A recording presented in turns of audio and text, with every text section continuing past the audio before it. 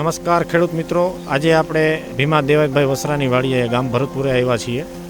તો આપણે આ કૃષિ બલમ વિશે જાણશું, જેને બાજરામાં ઉપયોગ કરેલો છે.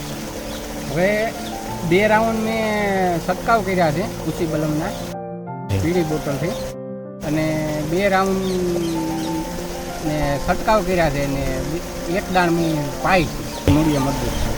બરાબર છે. તો અત્યારે આ બાજરો તમારો જે છે એ કૃષિ બલમ સિવાય બીજી કોઈ દવાનો અત્યાર સુધી ઉપયોગ નથી કર્યો તમે? બીજી દવાનો ઉપયોગ કરી નથી. આ કૃષિ બલમનો જ ઉપયોગ કરેલો છે, બરાબર ને? ઉરિયાનો અને ઉરિયા.